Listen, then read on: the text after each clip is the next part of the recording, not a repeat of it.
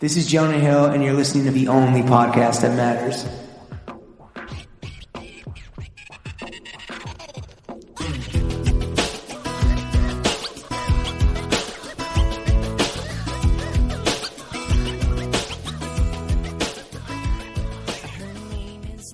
Throw Gang, we are joined by the Philly Pharaoh, the big boss at COMPLEX Complex, the artist formerly known as Big Dick Mo, the editorial emirate, the EIC MVP, the 76ers Sultan, Barstool's only black alum who left on amicable terms, the democracy defender, the android admiral, the Liberty Bell Baron, the nicest jock you'll ever meet, Lord of Brotherly Love, Mo Money, Mo Listicles, editor-in-chief of Complex, Maurice Peebles. I've never had a better intro than that. Thank you so much. Wait, so you're saying that was good even though James left off the most important moniker, which is Big Dick Mo? I mean, he said it. Artist formerly known as Big Dick. I heard it. Oh, wow. I'm not even paying attention to my own podcast. God damn. All right. We're used to that. Damn. How are you doing, Mo? I'm good. It's nice to be back. I don't know what to say. No, this is your Throwing Fits debut. Right. First time ever with you guys. How long ago were you on the previous podcast endeavor that shall not be named? A minute. Was it? Right. Was that 2 years ago, 3 years ago? You were one of our first guests. At this point, it would have been like 3 years. Like you were one of our first guests. Holy shit, man. Time flies when you're a retired professional podcaster, I guess. Lord. I couldn't remember how the fit check last time went, which means it either went like, well, that means it wasn't that great or it wasn't so terrible. It was just middle of the road. Did you come harder 3 years later? Maybe slightly, but I came with the 76ers. There it is. Department, New York Sunshine. Oh, New York Sunshine. Okay, okay, well, that's a big reveal. Very cool work shirt. Very cool blue collar stolen valor on behalf of the people Lawrence salivating. that actually fucking sweep up all the fucking popcorn. And what else? The batteries that are being thrown right at the Sixers when they don't do it. Yeah, the snowball's already melted by then, so it's got to be batteries. Right. So you've already started your own fit check. You're going to kind of go middle out, like, you know, as opposed to bottom up or top down. You're just going to start in the. I guess I'll go top down. I'm using knockoff headphones. These are Soundcore headphones. Shout out to all my $30 headphone gang out there. I got a cheap hoodie that was sent for free, so I'm not going to brag about the brand, but it's very comfortable. Okay. The New York Sunshine 76ers maintenance department. That's your piece de resistance. That's the big one. That's the one. Cool. And like, you know, the standard quarantine fit, man. I have sweatpants, Nike sweatpants, commando underwear. Oh, really? Wait, you're meaning no underwear, no panties? I mean, you know, quarantine. What am I? Yeah. Damn. It really is great sweatpants season for Big Dick Mo. And he's going full fucking commando. Love to see that. Okay. And the shoes are not anything to brag about, but my personal grail. Like I was looking for these for years. It's like 2005 release of Air Force One that just caught my eye. Like when I was in college, I forget what it's called, but it's like a inside out Harris tweed Air Force One. Okay. I like them a lot. So how much did you pay for those? It's a sophisticated Englishman sneaker. Yeah. That's the Harris tweed. Swaggy professor. Guarantee. How much did you pay for those? $2 and change, $250 maybe. Are they super rare? I mean, I don't know anything about them. Like, are they super rare? Or they're not. Couldn't find them. They're super rare because no one else cared about them. No one else in the world cared about them but me. And so I was trying to track down a 13 of this very not spectacular sneaker. It was more difficult than probably getting a regular Grail. So I was very happy to get these. Where did you eventually find your pair? Grailed.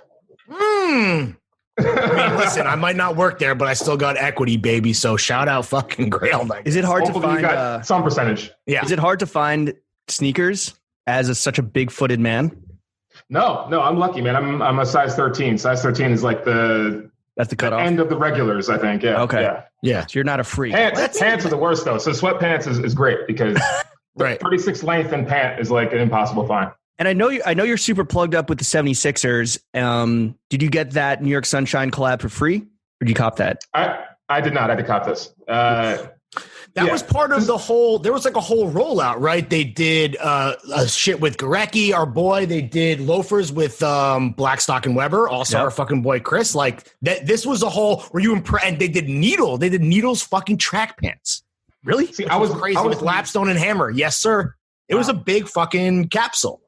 It came over, it entered sports Twitter, and that's where I saw it. Really? Wow, rare. So like, there's like a butterfly a very floated small over. Twitter. The Mariposa fluttered over from fucking Hypebeast Twitter to sports. Twitter. Usually the only appearance. The only person that Venn diagram is usually just our boy Trey Kirby, just like talking about fucking fishing gear and shit, and like, so that's a rare crossover. What did sports Twitter think of this like kind of high end capsule of gear? Were they like, what is this fucking gay shit? No comment. But they were wondering why it was over $100. I think okay. No one gets it. The sports Twitter Venn diagram is very slim. It's Trey Kirby. I'm not even in that. I'm not a fashion guy. So for me, well, you are now, baby. You've only been editor-in-chief at Complex for about a month and a half now. Have you flexed the Complex credentials to get some free flow? Where you're like, look, reaching out for my business email, I'm the editor-in-chief. You can see my signature below. Can I get this John for free? I'm a size triple XL. Soon will. Large, tall. The interesting thing is that like the brands that I've forgotten about me when I left Complex suddenly floated back into my email. Hey, you're back. Hey, here's some stuff. Yeah. Funny how that works. I was going to say, don't check on me unless you got a check for me, dog. You know what I'm saying? And I wish I could have that position, but like, when the Jordan folks start coming back, it's like, I welcome them. I don't know. Yeah, for sure. Right. You're there with open arms because lest we forget, like you want to get the shit. I want the stuff. That's the perk. That's the biggest perk of the gig. Not shit the zeitgeist or anything like that. It's all the free fucking shit. I distinctly remember being in the Complex office when you two, I believe, were there, and former editor-in-chief Noah got a gold MacBook, and that was like the wildest shit I'd ever saw in my life. Like, how you got a gold MacBook? Like that to me was the coolest thing. Like, was it made of real gold? To me, it was at the time. It might as well have been. Yeah, it's like Nick Cage and Face Off with the gold guns. Yeah, for sure. Amazing. All right, well, fit check complete. Are you drinking anything? Were you just having a water in the middle of the day? What are you sipping on? This is midday water and a Guinness glass. So I like to fantasize about drinking, but I'm staying sober. Right. I mean, it's Complex Mental Health Day, so why aren't you just getting fucked up in the middle of the day, I guess, to cope? Yeah. I think for that reason, it's the opposite of mental health. I'm trying to relax. Yeah. All right. Well, Mo, you chose a great way to spend your mental health day getting screened at by two psychopaths. The three main subjects, as you may know, I'm not sure because this was 3 years ago. The podcast has evolved. We fuck with, not fuck with to the bottom. That's about it. Three main subjects of this podcast, the only podcast that matters, are money, ka-ching, meats and cheeks, sucking and fucking, and most importantly, ourselves. The goddamn motherfucking boys. We're going to start with ourselves and talk about us for about 2 hours, and then we'll talk about you a little bit. That's how this works. Yeah. Yo, so you are now the editor-in-chief of Complex Media, a telecom Verizon operation or something. A joint venture, You have all the fucking power. The people have spoken. They want to know, what's it going to take to revamp Fashion Bros? With great power comes great responsibility. Don't fucking blow it, dude. Where's that set? Do we still have that set somewhere? Do you guys have that? So funny story. I stole the backdrop when we moved offices, and then I moved apartments. And I was like, "This is fucking. I'm never gonna use this." So I threw it out, and then I told NCB, and he's like, "That shit cost $20,000 to make." It was extremely high res. It was like a fucking tapestry. Yeah. I mean, come on, dude. Yo, if it's a redux, a gritty reboot, we got to go new set, same hosts, different format, I guess, but same amount of several hundred views. I would like to be played by Shia LaBeouf though in the reboot. I think I'll just be an executive producer. You can hit me with the EP credit, just a little check. Every app, I'll do that. But yeah, what if we're pitching you right now? How are we doing? Is this happening? Well, what's the audience for this podcast? Are we looking at 18 million? 18 million roughly? I think I can work with that. Now, if you're lying to me and we're looking at 18, full stop, that may be a problem. It's impossible. Somewhere between those. Yeah, it's impossible to fake. It's not like anyone fakes their internet numbers. Right? No one does. Who would do that? We have integrity. Did we do fashion on Fashion Bros? I vaguely remember clothing being a part of it, but it was mostly you guys in wigs. It was mainly cyberbullying and trying to get young children to kill themselves. So that was the theme then. We can update that for the kind of like woke 2020 culture. We could just, we could err on self-harm that's not fatal. Right. And the bros may have to change. Maybe we like open that up a little bit, fashion people. Fashion non-binaries, yeah. Yeah, exactly. Fashion folks. Fashion folks. This is good. I like this. I feel like for everyone listening at home who's a huge fan of the program, RIP to the fucking, the best show. It's like, listen, that was before YouTube was really a thing, right? Can we say that? I can say that. I would halfway agree with that. I mean, it was around the time when like Desus and Mero were sitting on milk crates and, exactly. That was the height of their fame. Exactly. Pre-complex news. Yeah. So this is good. I think this is progress. I think everyone, like I was saying, listening will be happy. Look, I think it's important that you come into office, like a new president, right? You come into office, you set executive your agenda, order. You have your 100-year plan, your day one executive orders. Day one's passed, but it's still your 100 days. Maybe you just like reinstitute Fashion Bros. Free Fashion Bros. Rip. What was your like first major act as editor in chief? Now that you kind of found your feet and settled in. We got to figure covers out. I think that's probably the biggest thing. It's like getting with everyone saying like, what are we doing for our covers? Are we just putting a musician on the front and saying, yeah, we did it? Or are we trying to do something bigger than that? And hopefully we're doing the latter. So we're working toward that. And, I will be honest, one of the bigger selling points to me was Complex Land and them sort of pushing something that wasn't done elsewhere. And I think for any of Complex's faults, the good part of Complex is the fact that it's been innovative and ahead of the curve in a lot of ways. So hoping to continue that, carry that banner. Who's the dream cover right now? If you could just snap your fingers and make it happen, who's up next? Who would you pick? I pitched a couple things, and I don't know if anything is really. I'm not going to say because there's a slight chance that it could happen. Oh, so you don't even want to jinx anything? I don't want to jinx it. All right, Kid Cudi for the 100th time. You know it's going to happen, baby. We're actually going to clone Kid Cudi and have two Kid Cudis as convergence culture, convergence Cuddies. Convergence Cuddies. Who do you not want on the cover? Yeah, who sucks? That's unfair, man. I don't want to put anybody out there. Taylor Swift, Paul McCartney. We doing that? That was a test. You passed. No.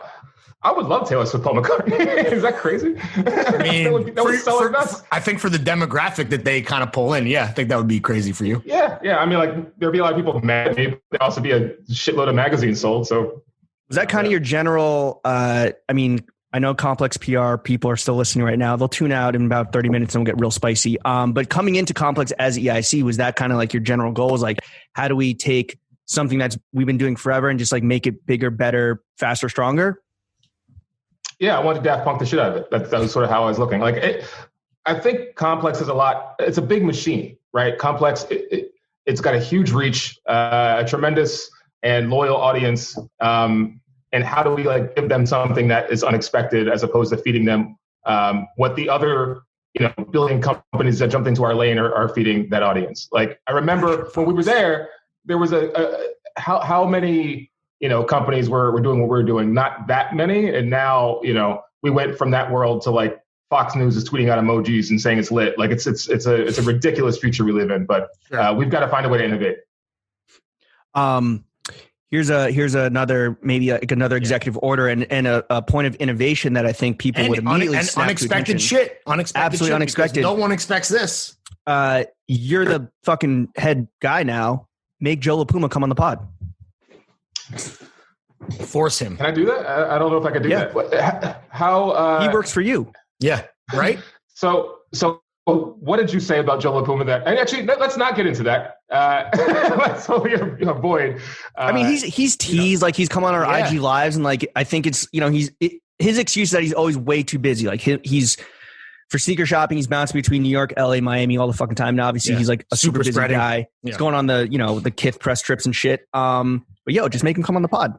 Yeah, you don't even need to just take that. It's just an early piece of constructive criticism. Pocket it, bring it back to the Puma himself, and just be like, "Bro, this will be good for everyone." I'll tell Joe, leave Kamala Harris alone. You've got to get on this podcast. Exactly. Joe, come on the pod, Joe. All right, back to Complex for a second. So I had to reorient myself with Complex. It's been a minute since we were there. We both left in 2016. You left in like early 2017. But it's still, the channels are music and not unranked. Music, sneakers, style, sports, pop culture, and life. Which channel is your favorite? All of them. They're all my channel children. Oh, and I think come on, bro. That's so diplomatic of you, but we know that's not true. We know it's sports. I mean, I follow sports more closely. That doesn't mean it's automatically my favorite. It means I'm probably harder on the sports team than the other teams because I know more about it. Is it hard? Because you have the actual knowledge base to do your damn job. It's just like, oh, yeah, no, this is wrong. If someone said like these are fire and I didn't know any better, I'd be like, yeah, they're fire. I don't know. Is it hard like your Harris Tweed Air Force Ones?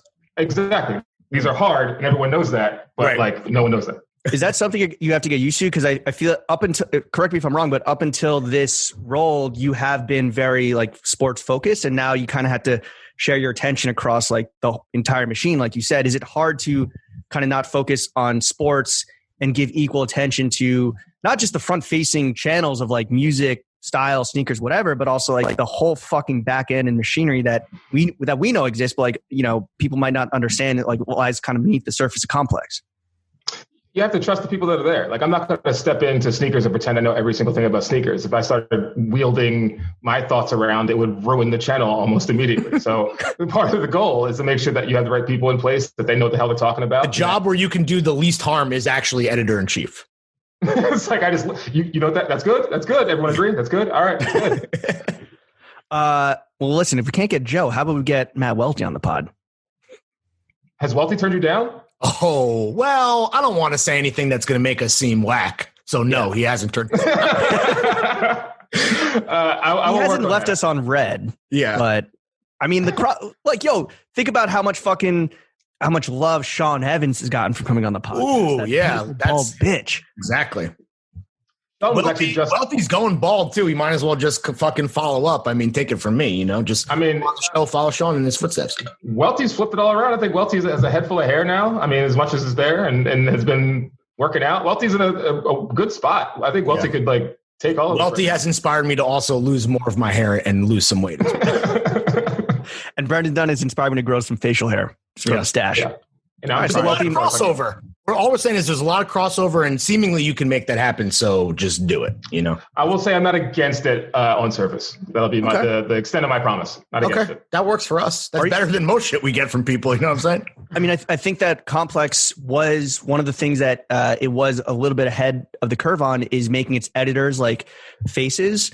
And like embracing the fact that editors and writers and whoever have their own following, and kind of like encouraging that. Like, do you encourage that, or do you like that at all? Where it's like, hey, get out there and like grow your personal brand, because ultimately your audience is going to consume the things that you're doing for my company. Yeah, at the risk of maybe losing them to like getting poached by another outlet, I guess.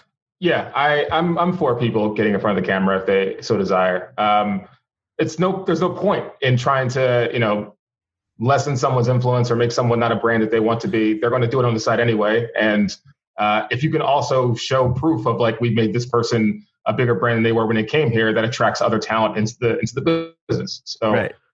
What about a writer what do you say to a writer who maybe doesn't feel like so comfortable doing that, but knowing that it's like a necessary part of the game? Is that like you're in the wrong line of work, or do you think there's a way to kind of like straddle it? There's a way to straddle it. Like if someone's uncomfortable in front of the camera, they can work at it if they want to. But if you're someone who does not want to be on camera, like, I'm not going to force you to be on camera. I'm going to try to work to your skill set. I'm going to try to do push you in an area that you're comfortable in and try to grow that. I mean, you sound like a good manager. I mean, I sat behind you. Sorry. No, for real. I sat behind you when you were the sports editor, and it was a small team, but it was always like, it was one of the most like well-oiled machines. Even though it was a small team, you guys were putting up like big numbers at that point, as far as I can remember. And just like bring it back to sports, right? In the sports world, we got the Masters at Augusta happening right now. Mm-hmm. And I heard unlike any other. A little bird told me that you got banned from Augusta. Possibly. I wrote, shout out to Mercedes-Benz. I wrote they gave me a chance to go to the Masters for the first and last time in my life, I'm sure. They got more than they bargained for, is what you're saying? Yeah, I wrote my piece basically wasn't just a glowing piece about the Masters. It was about like being a black guy in the South at the Masters and how weird it felt to watch like other black dudes in jumpsuits clean up after everybody and Fuzzy Zeller holding records and, stuff like that. So that piece was up for, a whopping 7-8 hours before I was begged to take it down. But I had an amazing time at the Masters. I'd love to go back if they wouldn't like murder me if I stepped on their grounds. How many pimento cheese sandwiches do you have? Yeah. I had one. It was fine. Not that good. Did you cop any merch? Fine. Did you cop any merch? I did. I got a couple Masters caps. I got all the middle management Supreme gear you could possibly get. Yeah. You know your boy has. Are you gonna flip any of it, or is that like a nice little memento of the time you got banned from Augusta? Memento. It's a memento. I got to keep that. Like, look, I tried my best to not write every little detail of what I saw, and I'll break a little bit of news here. I may or may not, who knows, have crashed a golf cart into the quarter panel of a very expensive Mercedes-Benz. Who knows? That may have happened. It may not have happened. You were litty off the hard Arnold Palmers or what, dude? The John Daly's? Yeah. You were hitting the John Daly's? They were serving the John Daly's, man. It was a good time. We had a good time in Augusta until like the day that story published. And then it was less fun. Was this a bleacher or was this a complex? This was a complex. This year? I thought no. This was I think the year that Lawrence, you just put the hat up at the 2017 and 2016. Oh, 2017. Damn. Yeah. It was a great time, man. But the problem is like it's a very creepy place. Like if you go to Augusta, if you're actually there, you hear the birds. There are 0 birds there. There's not a bird in sight. You're in the middle of the woods in Georgia. There's not an insect to be seen anywhere. There's areas you can't go to where you like see they're like kind of walled off and behind like it's just a weird. It's like the house. It felt like it was like Get Out. Basically. Yeah, it's the house at Get Out. It felt a lot like Get Out, and so like I respect it for like being as old and established and all that, but like as a kid who was sort of going there and just trying to write whatever he wanted to write, like I took it all in. Yeah. I guess you got to go to what's the Phoenix Sanitation Open or whatever.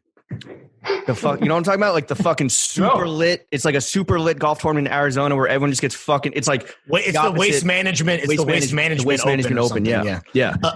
I think the big question about golf on this podcast is like, so James is kind of like some people call him insufferably woke Jimmy. His take is that golf is racist. Me as the white guy, straight cis man edgelord, I'm like golf rocks, dude. This is a tradition unlike any other. Specifically the Masters. I was watching day 1. I'm taking a break on day 2 right now just to talk to you. Then I'm fucking tapping back in. Where do you stand as far as golf is concerned? Is it as an institution just racist, or can we give it some slack? Give it some slack. As an institution, I don't think it's inherently racist. I just think a lot of the people, like the Venn diagram of racists and golfers, is probably a little more overlapped than other sports. It's a circle inside. It's a circle inside of a larger circle. Right. It's more NASCAR than WNBA, is what you're saying. Yeah, but it's not far on either other side. I'm not saying if you pick up a golf club and start hitting it, you're going to automatically start saying racist things. That's not how this works. But it's takes time. Yeah, you got to learn it. You got to develop your mid-range game, and you got to develp your racism. Yeah, exactly. Your swing and your slurs develop over time. Yeah. Obviously, you have to snap and point and demand things. You don't just like ask nicely for them. That's not how golfers do it. One of my favorite subgenres on TikTok is bar cart girl TikTok, where they just talk about how fucking wasted these like old white guys get and just like say disgusting things to them, and they're like, "Sir, I'm 15." Yeah. That's why James is in that TikTok, to be clear. Yes. Right. Well, walked right into that one. You don't think they should eliminate all golf courses and just put up like affordable housing or green spaces? I think George Carlin said literally that at one point. No, I don't. I mean, eliminate some. It's not, you don't need that many golf courses, but it's a fine sport, I guess. I would like more people to play it. It's incredibly hard, but I would just eliminate half the golf courses, install Top Golfs. Way more nice. Fun. Yeah, Top Golf is for the people. That's a golf. That's populism, and we could get behind that. Exactly. You can like drink hard at the Top Golf. You can eat wings and all types of nonsense, and it's easier to gamble, I think. I don't know. Right, and not smash into a Mercedes and then have your sponsored content be ripped from your clutches. Which may or may not have happened. Right. Allegedly. So you're Are you never good at going golf? back to Augusta either way, or would you like to? I wouldn't mind, but I'm terrified now. I don't like. Okay. Again, the place was so creepy that like you wouldn't assume they have a file or know anything. They're like, oh, why would they care? But that place probably does. They probably remember. Maybe. Are you good at golf? No. What's your best sport? Is it basketball? Say that because you're tall, not because you're black. Yeah. I mean, yeah, basketball. You're a Football, statistic, bro. You're just a stereotype, I guess. I walked. Yeah. You also walked into that one. Yeah, exactly. Like I'm both. But no, probably basketball, I guess. I'm not that great of an athlete. Like I'm an okay athlete, but like I'm tall. That's really the extent of. But you can't teach height. Can't teach height. That's what all my coaches said. Yeah. When they yelled at me for missing shots. Is that what? So when did you know early? It's like, yo, I can't ball. I got to blog. Yeah. I knew it when I was like, I didn't play like for real until I was a senior in high school. Where like they begged me to play every year, and I didn't play. And I played senior, and I was fine. I made like the all-star team for our conference or whatever. But like the extent of that was Division III schools were recruiting me, and I'm like walking around sad campuses, like, nah, this ain't it. Like I'm not gonna wake up at 6 a.m. to run for this shit. Like that's not. You didn't try to walk on at Rutgers? No, because there's a kid that I was friends with and I played intramural basketball with at Rutgers who was a walk-on, and they were like dicking him around. They wouldn't let him like really be on the team, but he was 5 times better than I was, and he couldn't make the team. So I was like, obviously I'll keep writing. All right, got to hold the pen. Can't teach pen, man. Yeah, can't teach pen. Yo, so me and Lawrence, we've been out the media game. So what's interesting is that we all parted ways from Complex right around the same time. I think Lawrence was first, me second, you third. I'm always first. I'm an influencer, dude. All within the span of 6 months or so. Yeah.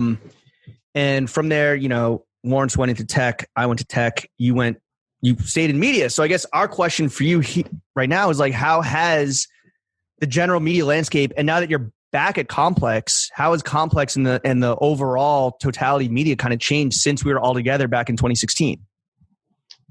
I think obvious like taste changes and generational changes. I think as Gen Z has gotten more in command of the narrative, that some of the older things we I want to say got away with saying, but probably were incorrectly saying. No more hottest women in tech. Yeah, no more high-ranking female writers doing like the hottest Dallas Cowboy cheerleaders posts, and rightfully so, obviously. So thank God we moved away from that. But like, I applaud Complex in a lot of ways because I've been at 2 different spots since leaving the first time, and if you work in this industry, your friends get laid off every like 2, 3, 4 years. So it's not a fun industry to be in as a whole, but like Complex has done a good job of diversifying those revenue streams and making sure that they can get some of this money from Netflix or from wherever. So it's nice not to be wholly dependent on the advertising dollars, particularly when Google and Facebook eat all of them. But as a whole, the industry is, and so the sad part is whenever there's a weird blow of the wind, it's like, oh yeah, what is it? ESPN laid off a bunch of people the other day. Like it's just a rough game to be in. So it's not that you guys are like, because the narrative now is that all these like individual creators and have now these platforms are like the big thing today is that guy from Vox is now like launching his own Substack and with fucking Glenn Greenwald or whatever. And you have like indie podcasters fucking top of the charts. It's not, you're not worried about the little guys. You're more like, yo, Complex wants a seat at the fucking tables with like Netflix and shit. Yeah. That's part of the plan. Like, look, you're not going to be, the audience is always going to change, and you're not going to be able to stay stagnant or like really hammer in one thing because what's in demand will always shift in this game as well. So like, it's better to realize that, look, we've got to diversify and like take our strong suits and see if they can move to other platforms. And I think that's what Complex has done. This insight that you're bringing to the table, like, you're this EIC, you're a fucking suit now. Like, had you feel pressure from like the worker bees that you represent, like hoping that, they get in line with your vision? Like, how does it feel to be on the other side now? Yeah, I actually talked specifically about this in some of my first conversations with them. Like, I want to help them out, and I want to be. I'm still the same guy. I may be super rich now, but I'm still the same fucking guy. I'm not super rich, but I look. You got to be a little bit of a sellout in this game because you are selling the product. Like you're selling something. But, you also have to stay true to like what the voice is. And so if some higher suit than me comes up and says, you guys got to do this, but it's super whack, like you've got to have that conversation and realize whether it's worth pushing back or not. I remember, look, I'm not against being a suit. When I went to Bleacher Report, which was my first stop from Complex, like I remember the Turner suits, the suits came in. Right. Like, hop, like all in line. And I saw my dream. This guy basically came into our office, like set up a camera, like did a Q&A for like 20 minutes, like gave us the finger and walked out. And like he makes like millions, I'm sure. And it's just like that was like, wow, that's your job? Like wear a suit, yell at people, like that guy rocks. Answer questions and just fly around. Like that's a job, bro. Like so there's a little bit of envy there. Not that I in all honesty don't want that to be my life, but like, some people can get around like that, can just be a suit, make vague decisions and keep it rocking. Did you talk to NCB or Damien before taking the job and like kind of get any advice from them, or you're going in cold? I hit Damien up a couple times. Like we'd gone out to like believe a lunch or two just to like, this is back before, but just to catch up. And you talk about like a transition of power type thing too, like start getting the briefings. Yeah, exactly. Like, all right, today Sean Evans has diarrhea again, and Joe LaPuma copped more sneakers. Has had just a delivery at the office waiting for. I'm not sure. Has Sean been asked that by other interviews? Like I'm curious if just us. So that's yeah. All right. That's our beat, dude. That's our whole beat. Is Sean Evans' asshole? We have a bunch of questions about that later for our patrons. That might be the title of the episode. Is Sean Evans' asshole featuring Maurice? We don't want to bury the lead, obviously. Yeah. Yeah. No. But no, I remember hitting Damien up after like a second interview, just so like there wouldn't be any weirdness or surprise that like, hey, did he take you to Ruth? Did he take you to Ruth Chris's Steakhouse, his favorite? I did not go to Ruth. I don't eat beef, so it would have been yeah. I just know that that's Damien's favorite. All right, so what was his advice? I mean, it was short conversations. It was like this was just in the actual process of going for the job. It was just like, hey, man, full disclosure, he gave us full support and it's like, best of luck. Like it was just kind of keeping it, light. Did you hit up Dave Portnoy to get any advice about what it's like to be the top dog? I did not.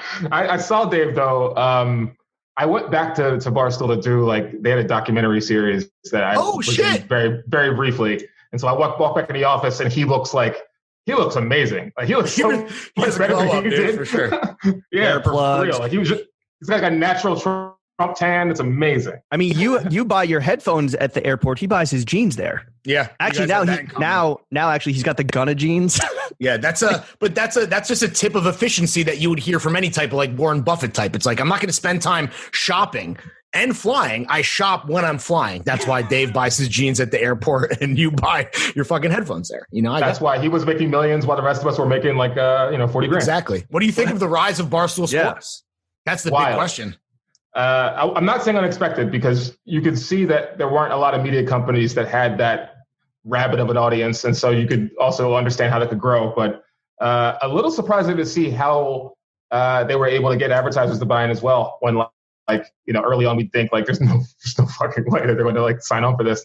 So yeah, I applaud them. I still have a lot of friends over there, I guess. I don't necessarily consume all their content or agree with everything they put up. But I wish them the most success. Like it's nice to have, nice to see it grow, I guess. Yeah. I know you have like homies there and not even like your opinion, but I guess just, from being at other sports focused entities and institutions, like what is the general attitude or reception towards Barstool? Like, do people give it a begrudging respect? Do people outright fucking hate it? Like I'm talking about, the bleachers and all the ESPNs, because I know you're super tapped into like sports media. I think it depends who you talk to. Are you talking to people who write and do on camera stuff? Are you talking to suits? Suits love it. Yeah. Suits are like, how can we do that? They're making a lot of money. How do we make that money? If you talk to people who write and care about,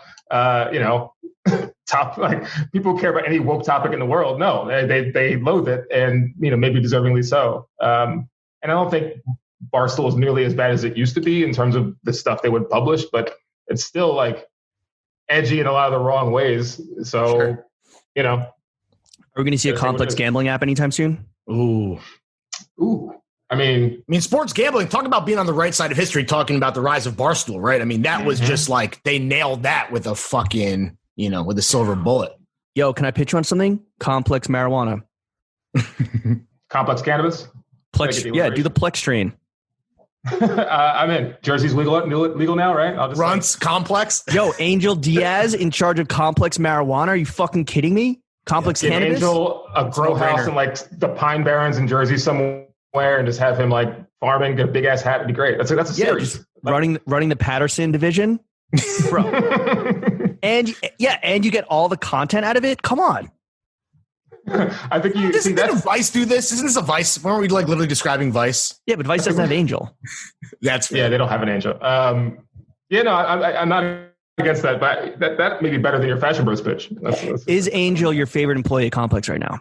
I don't have a favorite employee. Or is it your wife? Oh, really? Not your wife? It's not your wife.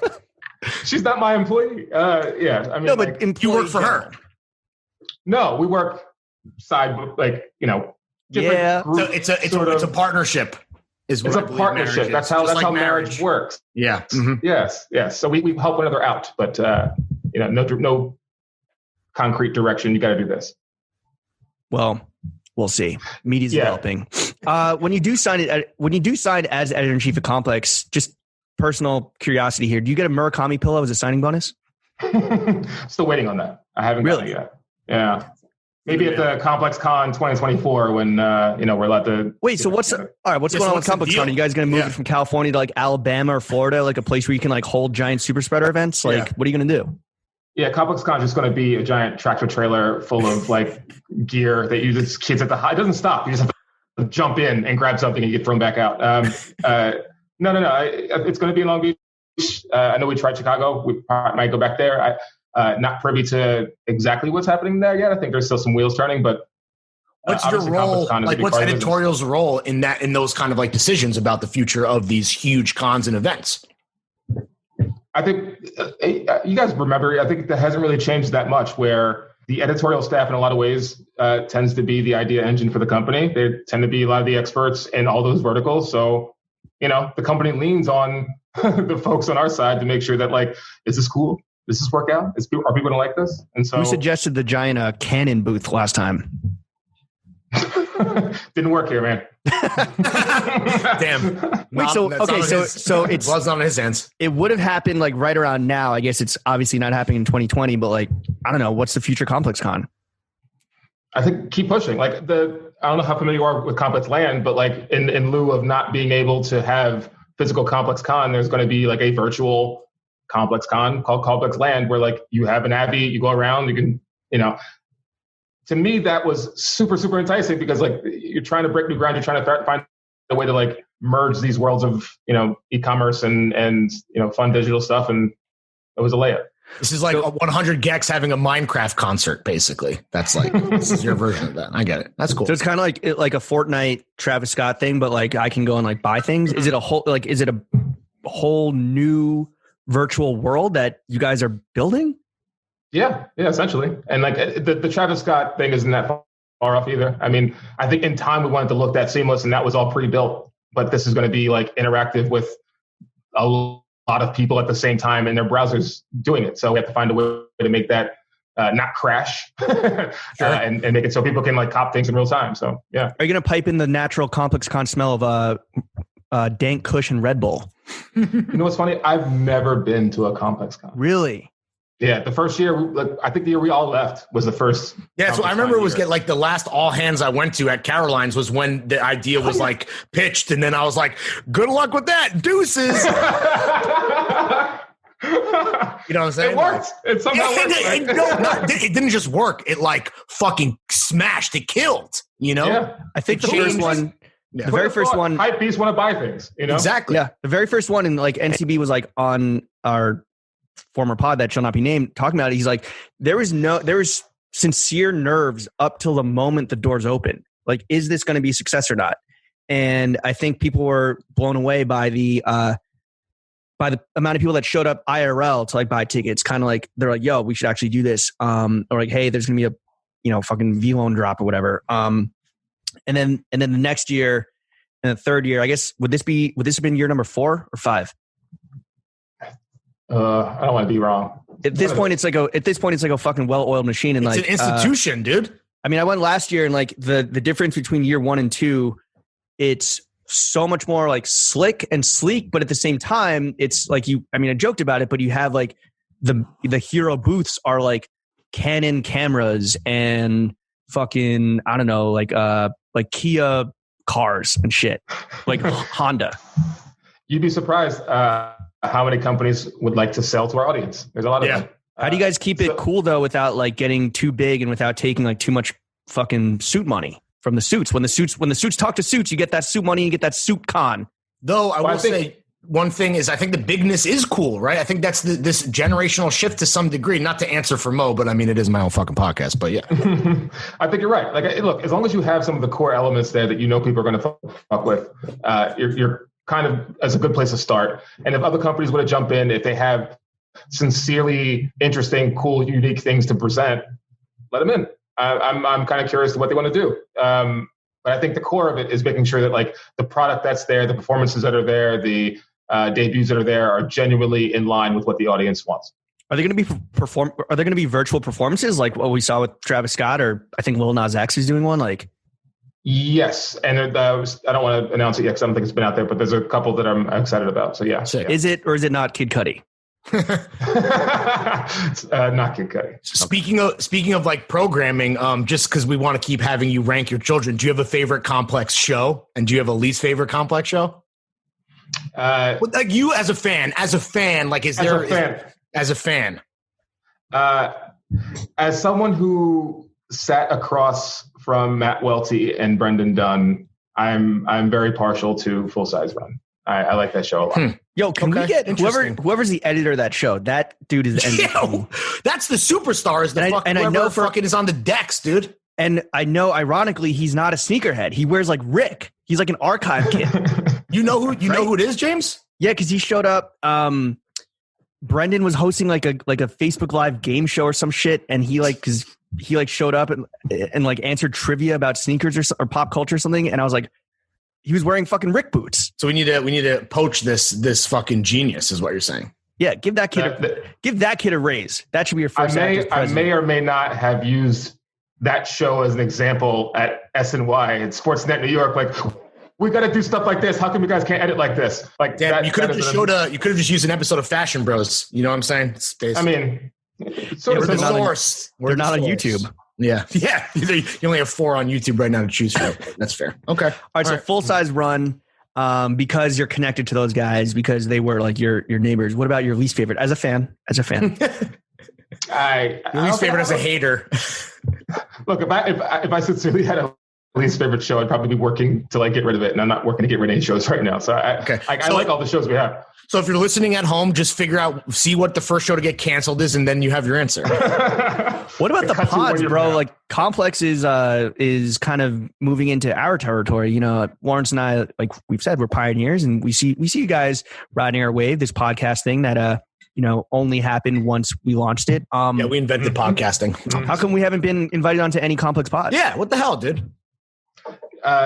Look, you guys are trying to get people on your show, or are you trying to do other shows? We're trying to do both. Well, that's the thing. Is it not a two-way street? It's a rising tide lifts all ships. Yeah. You got us looking bad. You got us looking thirsty out here. You know, how many texts are like left on red for you guys, or are you not getting called back? I figured people would want you on the show. You guys are well known. No? I think we're too dangerous. Yeah, that's exactly what it is. It's that we're too dangerous. Yeah, I wasn't prepared for that the first time when I walked into the Buzzsaw on that show that won't be named. Right. I thought I would talk, and that was sort of like a foolish thing on my side. Yeah. You've gotten some like good thoughts out this time, but no, let's talk about the Complex podcast endeavor. Like, is that something that you guys are focusing more and more energy and resources on? I mean, yeah, we have been. Like, I'm a big fan of all the podcasts. Actually, I I think they're actually really, really good. But the podcast space is really crowded, so it's just hard to It's hard to, like, as you guys know, I'm sure. Yeah. To get traction with it's not that crowded at the top. Yeah, I was gonna say it's not that hard for us because again, we're the best at what we do. But we can imagine. I can extrapolate. I can think what it might be. Maybe for others, it's that way. Yeah, yeah. Sure. But you got the Sneaker Podcast. You got Load Management. Shout out Chops. You got I don't know if the movie one is around because I know Frasier just left to GQ. But then you guys did I guess you weren't around for that, but you did like a Tekashi 6ix9ine podcast, right? Yeah, that was crazy. So there may be more in that space too to come. in terms of the investigative type stuff. Like the scripted out, like investigative narrative, archival audio type shit. People love that stuff, man. People love to. It's serial if, your version of Terry Gross is Anthony Fantano. That's basically what it is. Investigative journalism for that set. But, the podcast game is a lot of money in it. But again, it's really crowded. So it's a balance. How do you make okay? Nobody told us. Real talk. How do you make money off a podcast? Are you taking notes right now? Yeah, hold on. Let me record this. Oh wait, I'm recording it. Wait, Mo, would you ever do a pod? I know like Nardini has a pod at Barstool, and obviously Portnoy is a big podcaster. Kind of like this idea of pulling back, the curtain to some degree. I think James and I even do this ourselves. Is that something that maybe you would be interested in doing? Like, this is what it's like to do what I do at this level. Maybe. I mean, look, if someone wanted to sponsor it and pay me to do it, absolutely. Sure. I'm very excited to do that. Otherwise, maybe. I don't know. I don't know if it's that interesting. I think we have a video series that was going around the office and showing what's happening behind the scenes. Oh, right. Sure. Yeah. I don't know if they need to hear me talk about it. What is the hardest part of the job that you found so far? I think you alluded to it a little bit earlier. It's trying to balance, what's right for the brand and what feels natural and what people are naturally drawn to with the business interests, and especially in a crowded space. So for us, it's like, all right, you've got like Time magazine covering the same shit that we cover now. How do we differentiate ourselves without? In terms, what are they covering? Like the same shit? Like in terms? No, I just mean like I'm on Twitter a lot, and I see like all the Twitter speak stuff. The stuff that my former employer Bleacher Report would get clowned for is now just like regular urban speak is something that a lot of brands have done and probably should be in trouble if they haven't gotten in trouble for already for doing. Everyone's putting big heads on athletes and shit.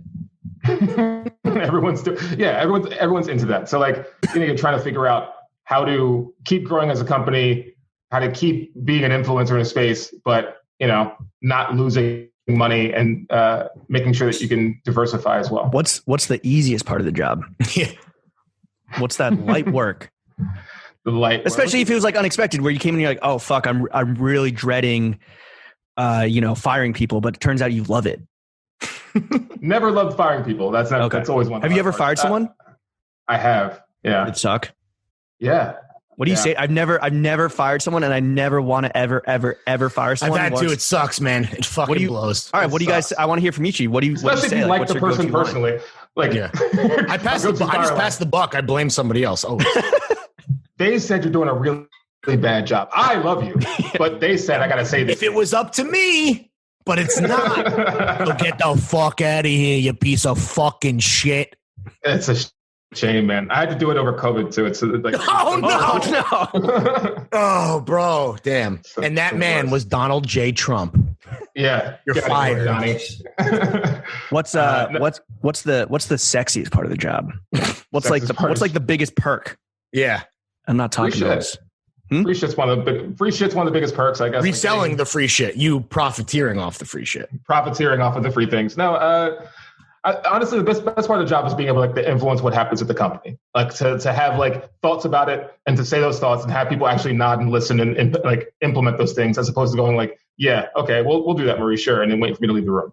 So it's nice to like actually be able to dictate things that you think. Do you have to come in and like punch the biggest dog in the face, like fucking prison? Like come in and just like, stone cold stun Joe LaPuma? Be like, Joe, it's new sheriff in town, bitch. This town ain't big enough for both of us. Quite the opposite, man. It's like coming in and humbling yourself because, you want people to understand that you're fighting for them. So if like, the higher up editors at the company think I'm full of shit or don't think I'm sincerely like into what they do or care about their passions, my job is going to be way, way harder. So for me, it's just trying to like humble yourself and make sure that people understand you're fighting for them. And then, being able to stand up and like not be scared to speak up in meetings and be like, no, that's whack. Or no, like that's a bad idea. Like I think some people are scared to say those things in front of higher ups, and then they'll complain about it on the back end to their peers. Like the difference with power is being able to say that shit in front of the people who maybe don't want to hear it. Speaking of like complaining and being a fucking diva, who's a bigger bitch, the beautiful bald bitch Sean Evans himself, or Joe the Puma? I can't answer this. What is this? Who's the bigger diva? Who's more Hollywood? Who's more Hollywood? They're both. I don't know. I haven't hung out. Ooh, you know the answer. Oh, no. You haven't hung out with Sean in a minute? Like, I think because of COVID. But the last time I think I saw Sean, this may be a lie, but one of the last times I saw Sean was with you guys, with Jonah Hilday. When he was there. Yeah. Jonah Hilday 2. Yeah. The one where he showed up or the one where he didn't show up? No, the one where he showed up. But you missed him, right? I missed him. I came late. Yeah. Yeah, I only got a shot. There's an amazing photo, and maybe we'll surface it, of me, you, and your now wife, like partying at Kinfolk, RIP. Somehow, I think I'm like holding up your arms, like in triumph or something. Yeah, it was pretty wild. Time. Jonah kept asking us, like, "Yo, you're telling me I missed the future editor in chief of Complex? What the fuck, bro?" Yeah, and we were like, "Sorry, dude." I will say, just to get personally sentimental for a second, I do remember, Maurice, that like when we worked together, one of my jobs was kind of like liaising between like the suits and editorial, and being like, "Hey guys, like what are some ideas you want to do that you don't have the funding for, you don't have the budget for, and like let's come up with some shit and like actually pitch it and get the money for it." And really, I think you were the one that really saw the opportunity to kind of like play the suits and the money and to get the money to do the shit that you guys wanted to do. And I think Complex Sports was like one of the first or only channels that like really took advantage of that like new like kind of program. So it's interesting that it's kind of like shades of what you're talking to now, where it's like I have to represent for editorial, yet also like make the fucking money and like bring home the bacon and make sure that like everybody wins and everybody's happy. Yeah, I mean that's I guess a strong point of mine is trying to be that middle person between those two. Sometimes diplomatic warring groups. Yeah, like I think I'm a Dipset a bit. Like Bleacher Report made that like kind of really sharpen that skill, because that place was I still love it, but it was way more corporate. Like Complex was corporate, but it was like, you know, it was playing in the JV corporate league, where I went to Bleacher Report and it was like, no, there's a real corporation here, and AT&T is telling you to do this. And it's like, oh, AT&T, like they could either drop a bomb of money on us or they could make us all like fired and poor. And so it was nice to be able to see like, we have to play by the rules, but there's wiggle room there, and you can convince people who are above you of certain things just by being diplomatic. So you don't have to like complain about it on the back end. You can just go to this suit and be like, look, I think you're messing up. I think we should do this. Let me help you. Help me help you, right? Like, yeah, and sincerely, people will listen to you if you think you're coming in earnest. Like they won't, you know, if you are angry or constantly complaining about stuff, they're quick to throw you off. But sincerity is underrated, right? I mean, this is stuff that I've like learned the hard way myself. You know, like I get what you're saying, but that's but you've always been that way. Yeah, because I mean, like, look, I can't pretend that I know stuff I don't. Like, I can get called out immediately, particularly at Complex, because people really know their shit. So again, I can't pretend to be number one style person or number one sneakers person, but like I know a little bit, and I know enough to like know that to know who knows their stuff. And so that helps. Would be like, no. The people I know who know sneakers are saying this is a bad idea. So like, I'm trying to help you to not fuck up the company. And then they go, oh, okay. Do you feel, I mean, so you're now kind of like overseeing or repping for a staff of like, I don't know, like 80, 100 people. Like how many people are on editorial now? You know, I have like an org chart that I constantly look at now because I'm still new. Yeah. Is it like 3 figures? Is it like 100 plus? No. Like, look, and the org has completely changed. Like, in earnest, like the EIC title isn't the same EIC title was in like the Noah days, where like I think Noah had more like carte blanche to be like, everyone listen to me, and we had to, and like, you know, he was setting that direction. It's much more collaborative now, and it's just a bigger company. Yeah. Do you feel, regardless, you know, you still have like a lot of people under you, and that you are working for, like kind of what we've been talking about? Like, do you feel more pressure that like these people's livelihoods are riding on you, or like it's on your shoulders now? How do you deal with that? I do. Look, I, full disclosure, you know, spoke to all the highest ranking editors about this explicitly, because like, it's unfair for people to always dance around the fact that like, if you work in media, you work in advertising. And so like, no one wants to talk about it because everyone wants to feel good about what they do. We all went to journalism school and we want to write our passion, but like, in the end, like we're selling things on this website, and our job is to get people to come to the website. so they can sell those things. And it sucks to sort of say it that way. And again, I love Complex because it's diversified and we're able to have complex land and have things that are outside of this sort of narrow scope. But you have to make sure that like people keep getting paid and have a job. I don't want my friends to get fired every 2 to 3 years. Like that shit sucks. So let's do what we got to do to make sure it doesn't happen. How's a Complex shop doing? I know that's a new initiative that's new since we left, and like shout out Cariza. I know she's like heading that, running point on that. Like how's that doing? I think it's going well. Like I have to get with Cariza more often and kind of like check in with that. It's being implemented in a lot more things that we're doing as it should, because like I think we have a brand that people would lean into, and we have good ideas and people who know how to make good products. So not directly under my purview, but something that I'm trying to get closer with. Yeah. If you ever need some consultants, we could always use a side bag. Yeah, we'll hit you with our hourly rate. Don't even trip, dude. We'll get you with a discount.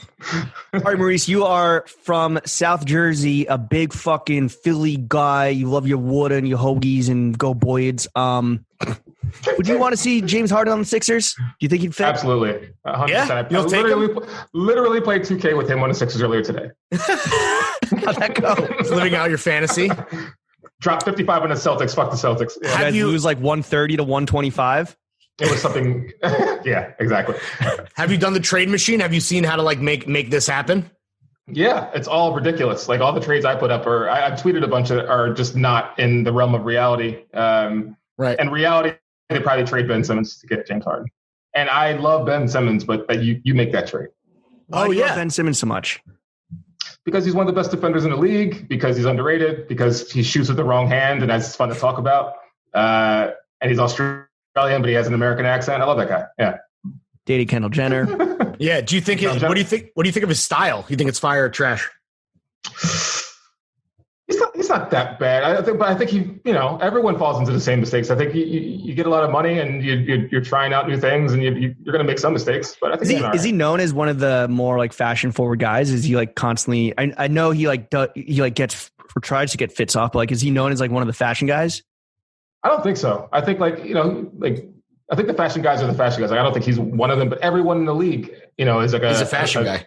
As a semi-fit guy now, because you have to do that walk into the tunnel and everyone's looking at you. And it's part of the your personal brand now, specifically in the NBA. Like, do you have a guy or like that you think has great style that you're like, honestly, like I'm trying to maybe try to pull that off, It's funny nowadays. I respect more the suit guys, like any of the players who actually. This is such a weird one to throw out because he's not like my number one style guy, but someone I took notice to was like Kristaps Porzingis was wearing like really well fitting suits. His suits look impeccable, and it was like he could be wearing like sweatpants and all the other shit that everybody else is wearing, but like he was injured and he's on his grown suits. and sexy shit. He looked really good. I was like, all right, Kristaps, salute. As a tall guy, like, do you just and you're like, damn it, I wish I could fucking find a suit that fit like that. You go made to measure, bro. Bespoke. I got the I got one tailor. Yeah, no. One of these days, man. I have a couple suits, but I'm like, I've been basic boy for a long time, and I'm like suit supply. Like, hey, let's make it work. Could be worse. It could be worse. There's a lot worse options than suit supply. But now that you're EIC, you should just start wearing a suit to work like every day whenever that happens again, and that'll give you a reason to start or on the Zoom, blowing some fucking corn. Get on a Rosewood Zoom phase. Yeah. Just waist up too, right? Just waist up, yeah. And you can be commando. You can be fully dick out. I mean, obviously don't pull a tube in, but I can't stand up and get water in that case. Yeah, exactly. Do you have an opinion on the fact that like every NBA player is now like a fashion guy, or like do you like it, or do you not give a shit? I kind of don't give a shit. Like, I kind of wish less cared. Like I'm waiting for the guy who just like shows up and like Kawhi kind of like interested me at first because he didn't really care, and then he signed with New Balance and was like, this is kind of fire. Yeah. Like I kind of like the fact that he didn't care. So like, I don't know. It's at one side it felt like style guys were cool because they had the knowledge that other people didn't have, and they knew the stuff that other people didn't know. And now that like every publicist and manager is like, you got to wear this, you got to look like this. Like that's corny to me. Like I wish LeBron makes you wear the little boy suit, the Tom Brown or whatever. Do you have a favorite? Do you have a favorite all time? Like we had Shea Serrano on the pod and we were talking about Iverson and like Tim Duncan. Do you have like a favorite guy who has like an iconic look, whether or not it was like maybe super fashion forward or not, like Tim? I hate the copy thing, but it's got to be Iverson because like I grew up a Sixers fan. I was a Knicks fan as a really little kid, and then like Iverson got drafted and like shut that shit off immediately. Game over. This guy is awesome. Like, people forget, and it's like kind of old hat to say like, oh, he was an icon, he shifted the culture. But like, you forget that there was a rule that you had to wear suits and had to dress a certain way. And Iverson still gave him the finger and would show up in the sloppiest looking suit possible, just like sitting there, double middle finger to the man. So I don't know. Like, it's always going to be Iverson. Is he your all time? He's your all time. Your GOAT? All time for style, yeah. For actual basketball, maybe. But like I one of the more controversial takes is like I don't know how well he would have fared in this curve. Really? Yeah. I think he was one of the best athletes, in the league at the time, but ball dominant, not shooting threes. All his TGIF exploits would have been caught on social media or Applebee's or whatever. There's a lot of like On Snapchat. On Snapchat, just like dropping 5 figures at TGI Fridays for like. I want 800 Jack Daniels towers for me and the lads. How much are these? Like bottle of wine, $3? Like, all right, let's get it for the block. Give me 1,000. Who do you want? Who do you want on the Sixers for next season to like make them a fucking real deal contender? Yeah. Who do you think fits? Redo the roster. Is it Harden? It's probably Harden, Devin Booker, but I think Devin Booker complicates the general situation with Ben Simmons. It's a hard look. Although that would be very fun to follow if they just like got in fistfights like off the court and then like had to play together on the court. But it's hard, man. Like the Sixers got the Houston GM. We got Maurice now, which is like Henke's dad. I love that. I love that so much. Harden's on the way, man. He's coming. Who's the dead weight that you guys need to fucking shed immediately? Get rid of Al Horford. They send Al Horford to the fucking moon. My man's Elon Musk. Hashtag deport Al Horford. It's been so bad. Ice. So, just watching Al Horford. I hope Al Horford plays for the Kings next year. Yeah. You want him banished? Just banished to the Kings. Wow. All right, Booker. Wait, so it's Harden, Booker, Simmons. Yeah, what's your starting five then? Can you tell us what's the starting five? Starting five. So I'm not going to say point guard, just guard. Guard Harden, guard Ben Simmons, small forward, fucking anybody. Power forward, Tobias Harris, center, Embiid. Yeah. Okay. That would be formidable. We could rotate at small forward in that lineup and be okay. Like us three. That's a super team, is it not? I mean, that's a monster. That's the Monstars. Big fan of that. So we'll see. I mean, I think Maurice as GM could make something happen, but in all likelihood, they probably got to get rid of Simmons or Embiid to get that next guy. And Simmons you're willing to part with, but Embiid you're not? Yeah, I mean, look, there's a part of my gut that says like Joel Embiid's physical prime is already behind him. Right. Because, he's like 26. But what about Ben Simmons, who arguably will never reach that physical prime because of his injuries too, right? Yeah, but like I think Ben is actually still. Like, I think the knee injury he had this last season was, minor. I think he's probably in better physical long-term shape, and he's younger. And I think the underrated chip on his shoulder gives him a little bit more like I got to prove everybody wrong. Like even if he can't shoot. But Joel is like the city, man. He's fun. He's funny. Like he's better at Twitter in his second language than most people are in general. Like that, people forget that like this dude's actually funny. He's low-key a genius. I really think he's sharp. I want to ask you, I know that the Sixers had the best Twitter for a minute there before, like they were one of the first teams to like kind of just hand over the keys to the login to some like super fan, right? Just some kids, like some kids straight out of college. And then like now every team is like doing the thing where it's like, oh, like it's lit. Silence brand. But what team do you think right now? And then I think the Sixers guy got fired. He didn't get fired. Everyone got rehired. So a lot of Sixers guys, I think, look, they glowed up. The Sixers team, like the main guys who were doing the Sixers stuff, Clippers. Like they went to LA. Oh, interesting. Okay. Now they have a TikTok house. Yeah. So I don't blame them at all. Like move to Philly from Philly to LA is not fuck LA. Fuck Philly, but also fuck LA. I was gonna say also fuck Philly, bro. What team? What NBA team? Man Larry. What NBA team has the best socials right now? There's a few that are really good. Like it's hard. It's like I only really follow the Sixers official. Like I don't follow every team's official account, so I'd have to like dig into it to know.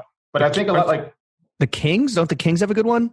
They're funny, yeah. Like I know Complex has a list every year. I would chime in and check it. I think I invented that list, by the way. But I tell them. But But yeah, I honestly don't know because I don't follow every team's account. But I think a lot of them are good. As much as it is like every team does, it's lit. There are some like I think the Knicks and Celtics are still pretty bad. Of course, no surprises there, at least for the Knicks. Yeah. They're having they're guarding the money. Like if you're the Knicks, if I'm the Knicks, I may not be funny. Like, what do I have to be funny for? Just like you have nothing to gain but everything to lose. Yeah, that's fair. You're from France and you want to pay $300 for a ticket? Come here. No. Sure. No reason. Mo, one of the best sports takes that I remember you having during our time together complex was, and this is like 2015, 2016. So, 5 years ago, you said that the NFL, you would not be surprised, or you thought that the NFL would simply not exist in like 20 years. So now 5 years later, where do you think, where does that take stand? Do you still think the NFL won't necessarily exist in 15 years? 15 years left. No, I think the NFL, I still think it's in trouble. I do. Ratings are down across the board for everything. And I do not think ratings have anything to do with political stances and bullshit like that. But the NFL is a sport that kills people. And that I don't know how sustainable that is. I think it'll never completely go away, but I believe American football will be like boxing one day, where like it's a niche sport that certain parts of the country are into and certain people get into, but not something that everybody is into. Because it's so violent, or like? I think because of the violence, but like, literally giving brain disease from playing it. Like CTE is a disease you get from hitting your head over and over again. And it's not like, oh, I hurt my brain. It grows and it slowly kills you. So I think that fact and lawsuits attached to that fact at some point is going to bite them in the ass. But on the other side, the NFL is the most profitable sports league on earth, more than the English Premier League, more than the NBA. Like the NFL makes money. Like they're playing games right now. There's COVID everywhere. They do not care. They're making money. So like they're going to be Trump. They're not going to let go. They're not going to be like, oh yeah, sure, we kill people, we're out. Like no, they're going to keep playing. But I do believe it's as the country sort of like wakes up to like my kid doesn't talk the same now. So is it that there's going to be less kids playing it, whether it's the parents' choice or the kids' choice?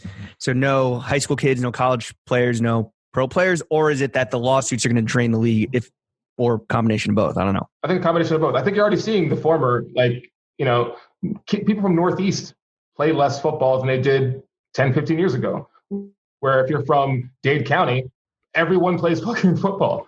Like, I think, was it at Complex? I forget where we did this piece, but like, it turned out like the number 1 and number 2 hometowns for NFL players are separated by 30 miles. They're both around Miami and South Florida. And it's like, this is just a football factory in like parts of Texas and parts of Southern California. But like, liberal people in New England don't really have their kids playing a lot of football anymore. Is this just going to be like sports and the culture war are already so intertwined now more than ever? Maybe that's the thing, right? Like only Republicans are going to be playing football, which is, I guess, if like they already are kind of. If it kills them, then good. Yeah, it's like the CT. I don't know if they're really going to be affected by the CTE if they're already fucking idiots, but yeah, I think that's no comment. But like. But yeah, I think there's going to be a combination of things. And look, I don't, again, with how much money they make and how profitable it is and how much people like watching football, it'll continue to a certain extent. That's the thing. James and I are still consuming it. Well, actually, I don't know if James has been watching the Giants are so bad that I've just given up. Like, it's just, it's well, just the entire NFC East, like, holy shit. I mean, that, like, what is there even to talk about? It's ridiculous. There's someone who had a tweet that I totally agree with, where it's like, I'm done watching NFL except for Eagles games and games I bet on and games I have fantasy implications on and playoff games and a Super Bowl, and that's it. Right. But yeah, I've been watching a lot more English Premier League lately, and like getting into it in a way that like a little footy ball, so go Arsenal. But like I can see that especially growing more and more here, or even as MLS improves, people getting more. But and more. Soccer's so fucking boring. Is it though? Is it really though? Because it's not 1-0. It's center passes to wing passes to center. You need to be intellectual to get it. Holds it. Simpsons reference. Lawrence wouldn't get it. You need to be a bit of an intellectual, James, to understand. You need to be, cosmopolitan and global in the way that you think. I appreciate sporting. You wouldn't know. Well, that's why I think hockey is a combination. I think hockey is a combination of football and footy, and that's why hockey playoffs are better than NBA playoffs. So the future of sport in terms, as far as James Harris is concerned, is hockey. Yes. Hockey, that's the one. Everyone get into hockey. All the numbers point to it. All the figures are saying that's the truth, right? Only slightly less CTE than NFL. The only worse answer is baseball, as far as where the future is going. So I mean, it could be worse, James. I guess that's fair. My last job was working, like, SNY is owned by the company that owns the Mets. So, like, I had to, like, be into baseball for a couple of years. And did you have to be into the Mets? Into the Mets, like, it's weird to, like, but like I'm weirdly low key a Mets fan now, which is even, like, stranger. Oh, you have Stockholm syndrome still. Yeah. So, like, they have Steve Cohen's in. Like, as soon as the Mets get good, I'll start bringing out Mets gear and pretending I was there all along. What's the most fun sport, in your opinion, to attend? To attend. Oh, the four Hockey's majors. an amazing sport to attend. What is hockey? Is a very, very fun. That's a sport fact. To attend. I even agree with that. Yeah, get shit faced. Like I've been to like a handful of Flyers games. I went to, like, an Islanders game. They gave me tickets, like, on the boards. Like, an amazing experience. Angel Diaz is the worst. Angel Diaz went to a hockey game. And he's like, "Yo, this shit is fucking fire." Yeah. Like, it's so fast. It doesn't stop. People literally fight with, like, medieval weapons. I think Angel went with me. I brought him to that Islanders game. Yeah. He was mad because all these Barstool bros kept hollering at me. Oh yeah, you were fucking popping, dude. That's my crowd. Hockey guys. Hockey's sick in person. Football sucks.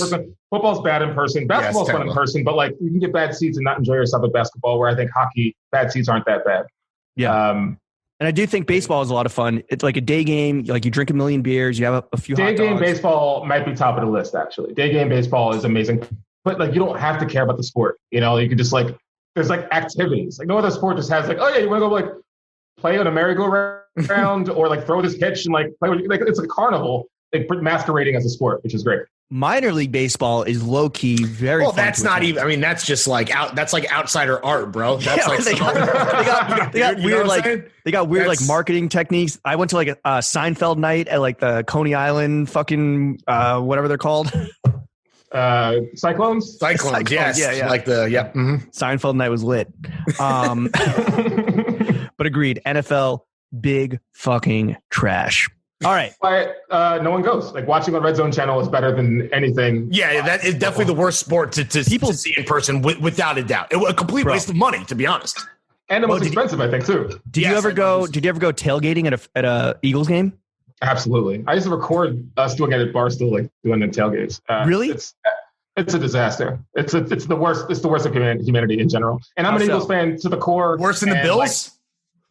No, the Bills people are at least, like, self-referential and they get it and they're fun. Right. Like, Eagles fans, like, sincerely, like, if you have an Eagles, like, tattoo and, like, you know, like, there's, like, one bad play from a black player away from, like, something being said that I'm offended by. Like, it's just sure. It's a bad mix of alcohol and, like, testosterone. I went to a Bills-Eagles game in Buffalo and tailgated with Pinto Ron, and like, Bills fans, like, they get hammered and wasted and, like, fly through tables and shit, but they're, like, having fun. And then I'm sure there's, like, racism too, but then Eagles fans, like, they're, like, angry. They're, like, screaming. There's hate in their heart. Philly fans have hate in their heart, man. Yeah. We're not, like, look, the Super Bowl was great because it chilled us out considerably. Like, I'm, like, 50% less, like, intense now. Horse shit doesn't taste that bad, you know? It's, you know, after a win in a Super Bowl, another serving, please. There's a sincere, like, to the core anger that, like, you're born into and, like, your parents put into you. Like, it's generational. It's generational trauma. Generational disease. Yeah, it's bad. It's bad. Go Birds. Go Birds. Did you riot?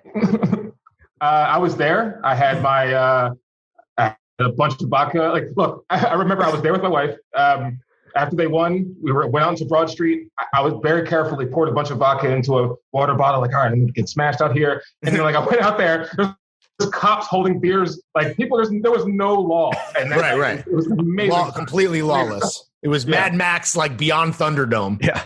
I saw, like, you know, there's a Always Sunny in Philadelphia reference of, like, riot juice or riot punch. And, like, I saw a sincere, like, jug that said riot punch and Sharpie just, like, sitting on the ground. Like, people were not fucking around. It was an amazing time. Are you an Always Sunny fan?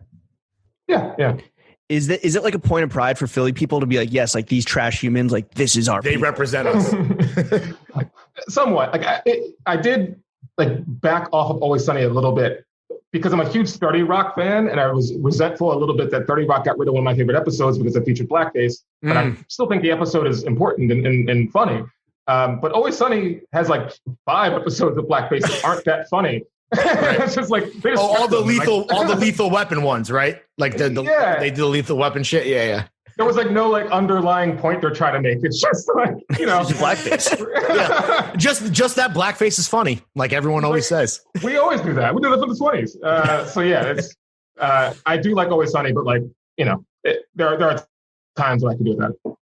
Well, Philly is, for lack of a better phrase, a broke New York. And speaking of money, let's stop talking about Lawrence myself, and let's talk about the second segment or topic of this podcast, cold is hard cash money.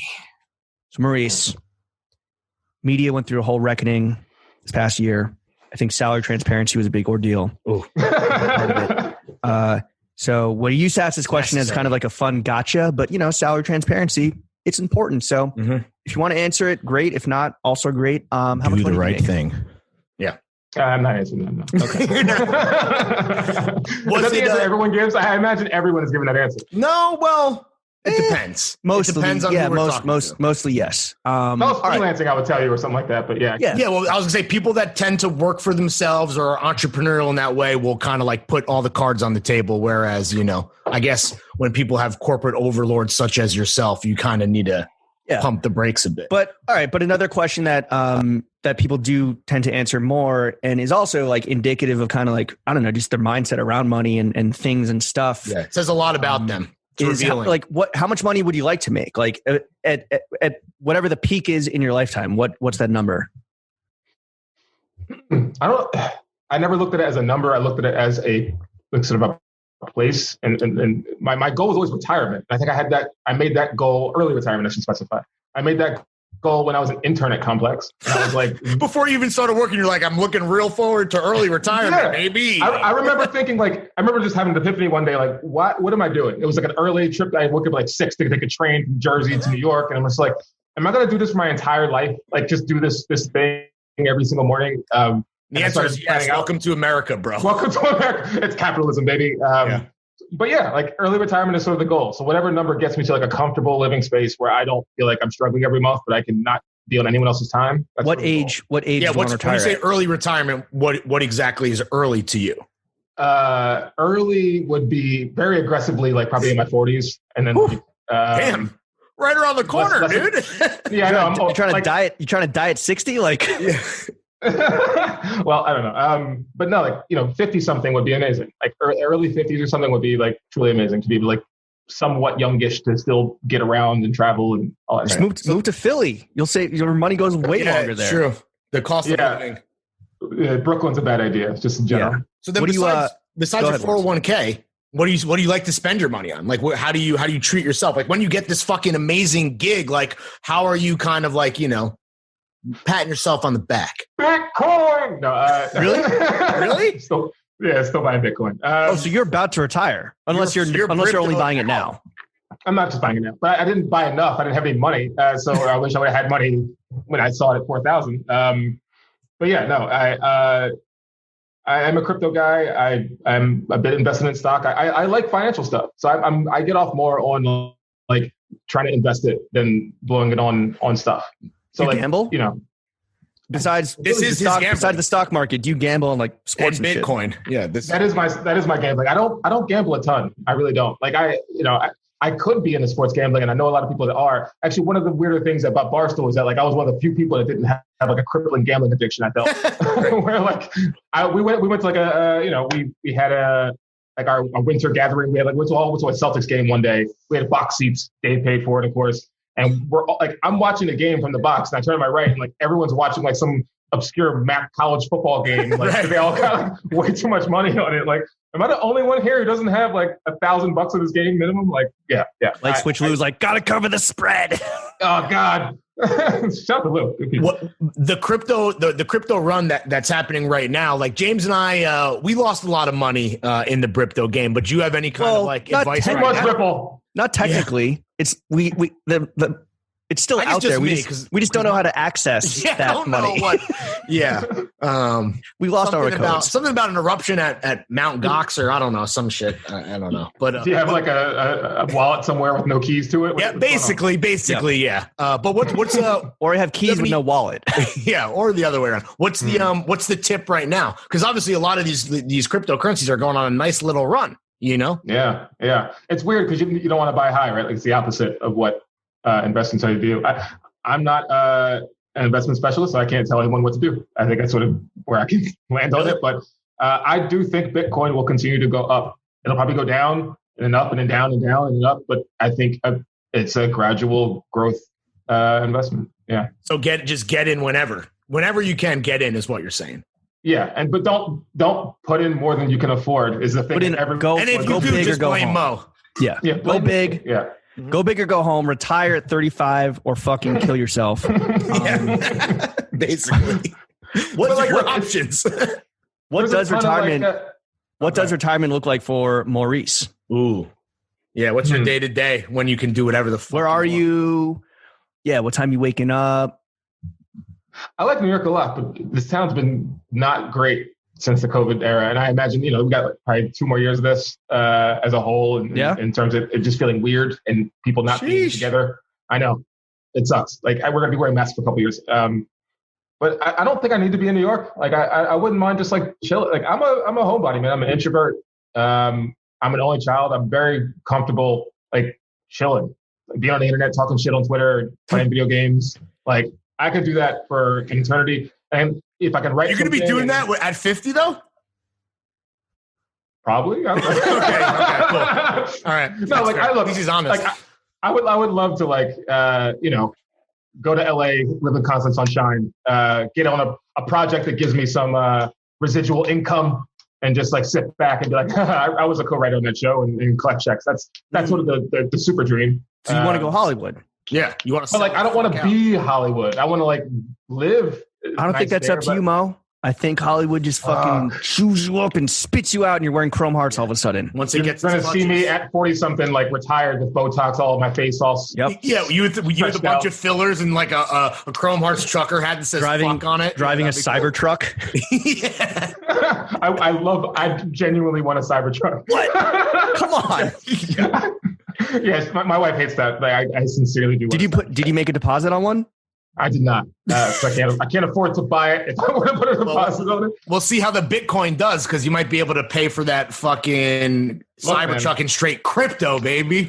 Let this Bitcoin hit like $1 million within the next 10 years, and you'll see me out with like full veneers and the Botox and the Cybertruck. Nice. All right, let's move on to the third and final topic of this podcast, which is formerly known as. Larry, join me here. Yeah, we can't say that anymore. We've been formerly known as Dad Ass, and now it's called Meats and Cheeks. Yep, a lot better. It's super kosher. Yeah. So you got married last year. You got married last year, pre-COVID. We kind of cleared this up already. You are not your wife's boss. She is not your boss. You guys work side by side. Yes. How would she grade your first month as editor-in-chief? Performance review. That's a good question. I think she could be at least a B+. I think I've done all right. Like, okay. 85? Yeah. There was a small fire I had to put out today that, I never dealt with the situation before. And I think I dealt with it pretty well. And, it could potentially be. The fire was Sean Evans' asshole, specifically. Spit on it. Oh, God damn. It's a literal fire. Yeah. Okay. Shout out to Sean, man. He put his stomach through a lot for that. Yo, show. Get that man's colon insured. So, what is it? Some gave all gave some. You know what I'm saying? Is it tough though? Is it tough? Is it tough? I know you guys don't work directly together, but the fact that your entire household is dedicated professionally to Complex, like, does it ever get overwhelming or too much? It was part of the conversation before even taking a job. Like, if it's dangerous to be attached to one company, I would say, just from a diversification standpoint, it's interesting to work with your significant other, and we don't want all of our conversations to be work conversations. That's not fun for either of us. So I think that's something we're conscious about. But like, we actively try not to make that happen. So like, we try to like, all right, I don't want to talk about work. I think each of us has the freedom to say that, and then we could just like leave work, at home because we work at home. Right. I was gonna say, how hard is that to actually do, like in a pandemic when you're like, it's one thing when you guys have separate jobs, but you guys literally work for the same companies. And has that been stressful early on? Not as stressful because I think we have a certain understanding about it. And so like, I'm set up in the living room, she's set up in our office, and like there's not too much sound travel. So it'd be one thing if she was like hearing conversations she shouldn't hear, and I'm hearing conversations. Right. Exactly. But luckily, it's not happening. Have you been on a Zoom call where your wife is like also on the call zooming from another room? Yes. And so like literally yesterday, we're like, I hear the echo, and she'll close the door. Like, oh, she hears the echo too. Okay, close the door. Are you guys texting on the side talking shit? Ooh. Don't answer. No, we have you fucking said that. We have all night to do that. Yeah. All right, Maurice. Meats and cheeks complete. We want to know LJ next J, last John next John. What was the last John you copped? Also, as a Philly guy, how do you feel about us menswear nerds kind of hijacking and vulturing John? The cultural appropriation. Have always felt a little bit weird about that. Really? And have wondered if you guys ever, had someone from Philly sort of check you on. We have, but every person who's done that has looked like the kid who dressed up as Allen Iverson for Christmas or whatever. It's a lot of kids like that. You'd be surprised how much of Philadelphia looks like that. So yes, a lot of white kids with cornrows. Yeah. A lot of white Iversons, if you catch my drift. Wink, wink. Oh, Posty. Well, wait, so is it like a case of like white people jacking black slang? Is it a New York Philly thing? Like what is it? Yeah. I think it's more of a New York Philly thing. I think John at this point, they use the Philadelphia Inquirer will put it in a headline. Like it's not like a secret urban word anymore. It's just a thing that's like a part of Philadelphia culture. So it just feels weird, like that people outside of Philly would use it and then use it specifically for clothing and stuff instead of just it meaning anything. Right. Specifically for things that nobody in Philly cares about at all. Yeah, which is clothing. Yeah. Like things of quality, culture, and style. And quality, and I never said that. Aesthetics. My wife, as someone who grew up in that area, I grew up in South Jersey and in Philly. I knew nothing about clothing, way less than I do now, and I don't know that much. A little about sneakers, like it just was not part of the culture. And she was the one at first, like, brought it to my attention, like, why do people here think it's okay to wear like Eagle Zubaz the Wawa? It's like, it's not okay. That's our how come all these people like have Phillies tattoos and like think it's okay to like wear? Yeah, it's not a, not a high fashion. The word John? Do you say John, whether ironically or non-ironically? Not natural anymore. I think at one point it may have been more natural. Now if I say it, it feels forced, and I don't want to fake it. What do you think of the guy, the Philadelphia super fan who has the fanatic whose like nose is like his belly button, and he has like the fucking 405 like road sign and like an eagle clutching like the Liberty Bell? What do you think of that guy? I love that guy. Look. I mentioned earlier. That's the mayor of Philly, right? Yeah, you never met him before. That's John Feddersen or whatever. Yeah, the lieutenant governor. Look, I do make a comment about guys with Eagles tattoos, but I think there's a big difference between like, having one Eagles tattoo, which I think is not self-aware and kind of weird, to having like all Philadelphia tattoos. Like that's awesome. Like you're more dedicated that way. You set yourself up as a character rather than just like being a normal, like, hey, I'm an account manager at this tech company, but check it out. I got this Eagles tattoo. Like that's sort of weird to me.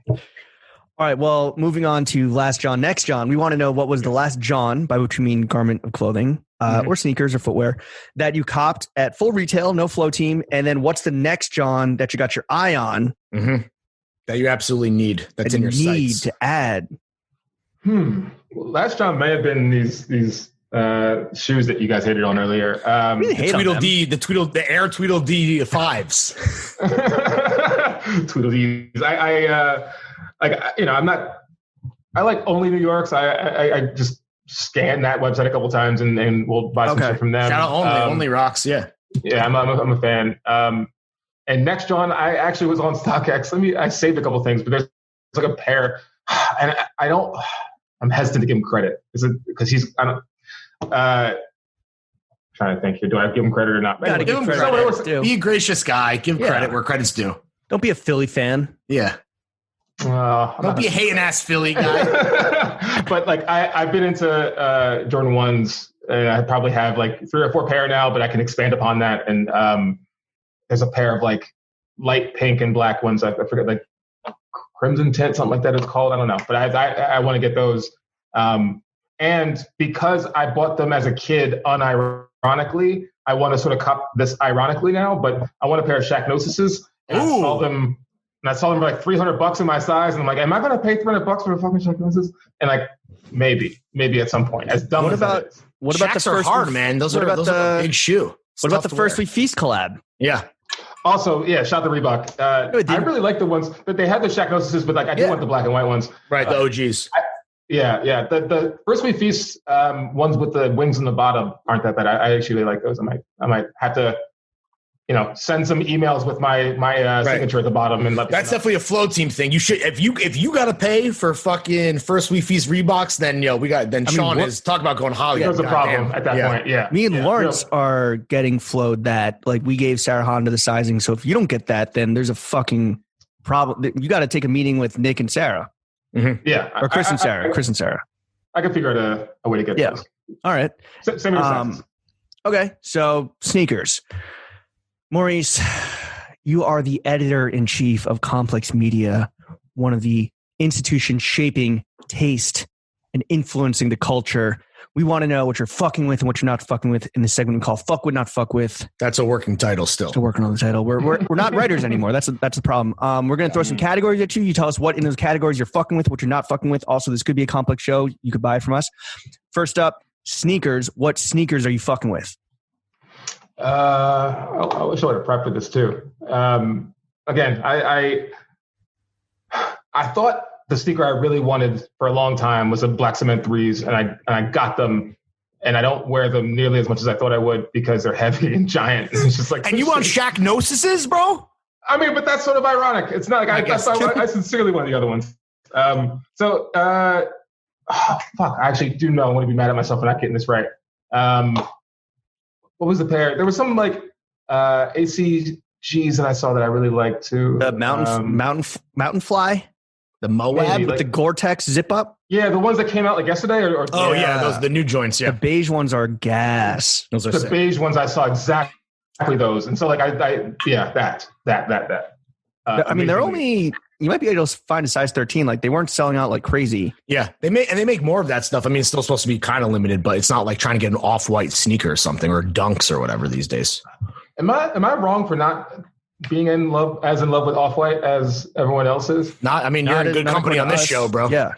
I mean, complex audience might think differently, but like, what? Let me ask you that. Like, what do you think of the fact that kids are like killing themselves or spending so much money chasing these super hyped, turbo hyped items? Yeah. I respect it as a game, like it's everyone's got to have a passion and something to go after. So like, if that's your thing, that's your thing. But is it too materialistic of a pursuit though? Inherently, is that the part of the problem, or it is the problem? I guess if you'd ask James and myself, it can be a problem, but I'm hoping that people have at least a limit to what they're going to spend. I know I actually saw on one of your Twitters, like someone on a TikTok were just like doing the top to bottom, how much everything costs. Hard Rock Nick. Oh my God. Does that have to do with the giant, like some dude with like the party rock hair? No, he doesn't. He's bald, but he has a crazy beard. Oh, is that the $600 beanie? And I got 14 bank accounts. Yep. Yes, that guy. Hard Rock Nick. He's the problem. I don't know if like kids buying Supreme and Off-White are necessarily like, And I hate to break it to you, but you're going to look like him when you move to LA. Start cashing those EP checks. Yeah. $600 belt. $200 Air Max. It's just the weirdest. Yeah, the Air Max is the weirdest shout out because it's like those are just general release sneakers. G. You bought those from Foot Locker. That's weird that you really shot that 14 bank accounts. How much fucking debt are you in, bro? Like that's not a flex. That's not a flex. That was also it was not a flex at all. That's why I found my flex. And he opened up his like bifold, I guess, or whatever it was, to show all the credit cards. Like, that's debt. I'm paying off all of these with another one. It's just like it's not on my way to open a 15 gold one. Yeah, exactly. But those people, like that type of person who finds the need to flex with like a registered flex offender. Yes, very obvious stuff like Louis stuff. Like all that stuff is fine, but like if you have your phone wrapped in Louis Vuitton and it's just like, what are you doing? Like, what are you doing? Yeah. All right. You're So capping. you respect the cultural part of it, but when it becomes like when it just becomes offensive, you're just like, this is not it. Too conspicuous, too gauche.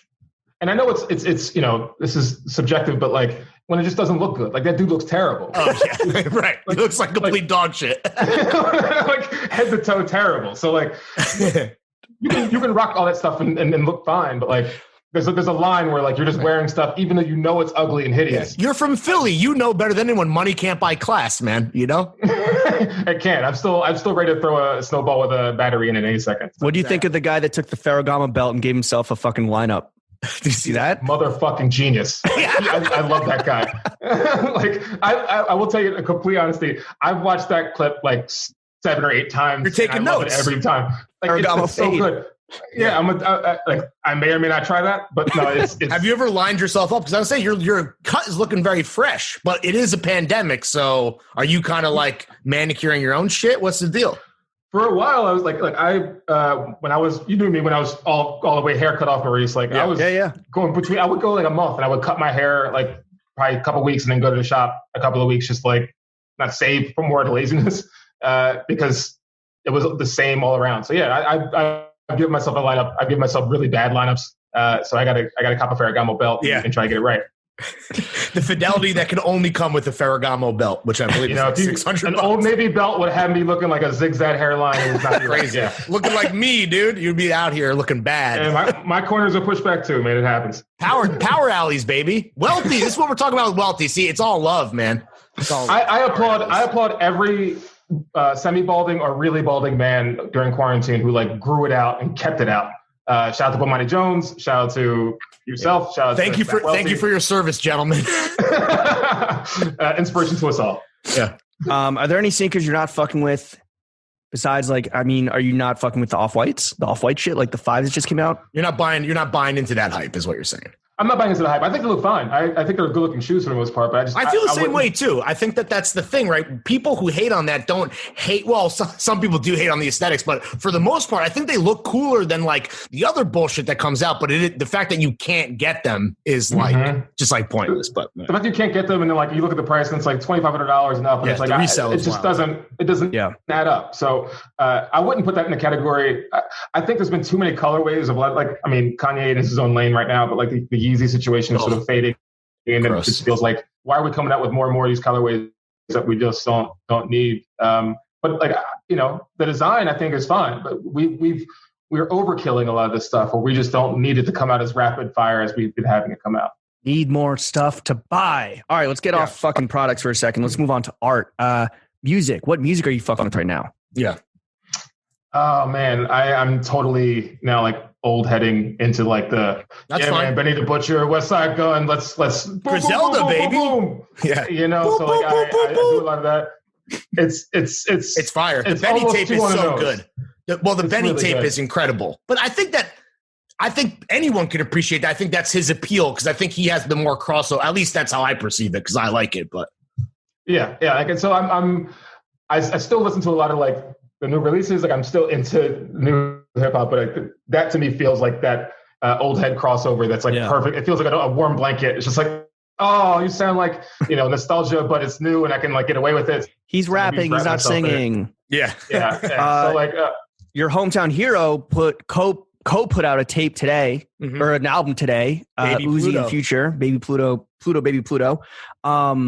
Who's your GOAT Philly rapper? You got Meek, right? Yeah. Beanie Siegel, Freeway.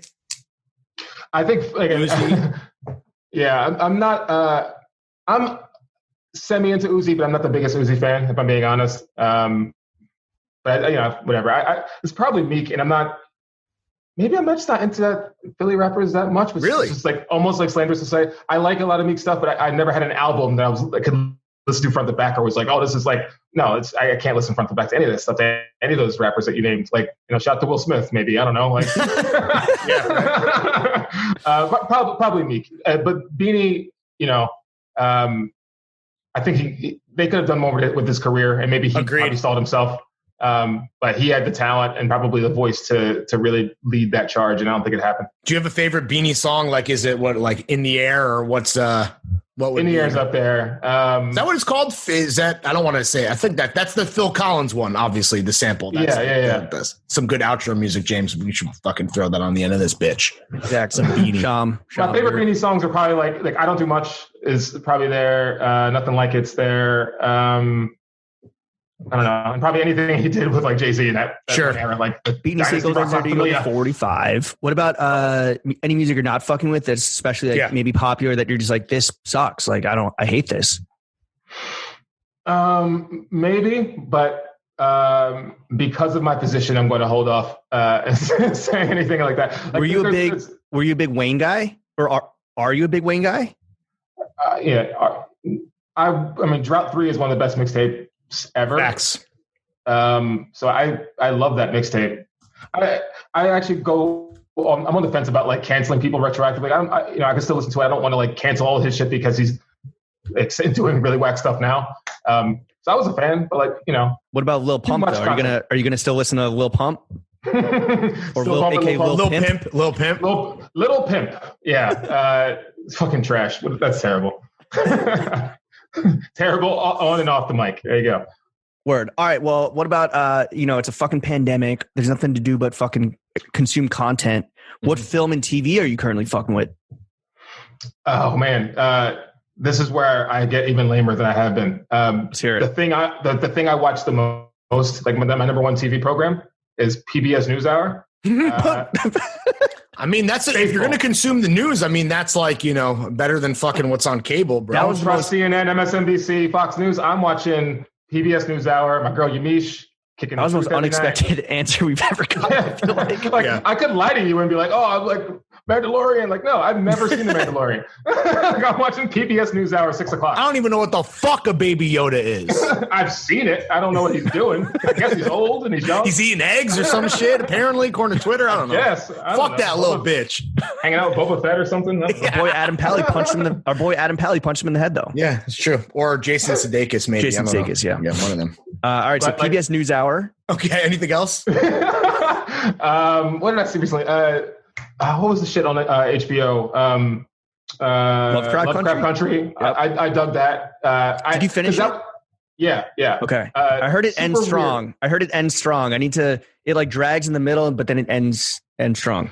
Yeah, like that's in my lane because I like horror stuff. I like off the beaten path stuff. So like that to me, it crossed a lot of different lanes for me. So yeah, that was a big one. But like that's one of the ongoing disagreements between me and my wife is the fact that like she's a normal human American and watches like Netflix and actual TV shows and like I'm on Twitter or like watching news and it's sort of like, I consume the things I need to consume to stay up with everything. But like I get so frustrated when I see a show that like you're going through Netflix like, oh, this looks dope. And then you're like 2 seasons, like, why couldn't this be a movie? Just make the movie. Just make it the hour and 45-minute movie, and I'll watch it and then go about my life. I don't need to spend. I got news to watch and tweets to tweet.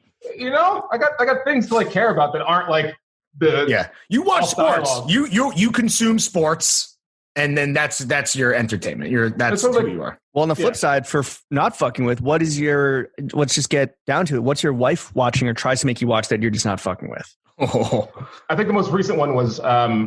What was it? The Queen's Gambit, which I heard is great. Oh, it's so good, dude! You blew it. I heard it's great. It's awesome. And she watched it without me, and like I was like, she wants to watch it again, and I'm like, maybe. But I don't want to rewatch. I don't know if it was that good. I mean, it was good, but I don't know about that good.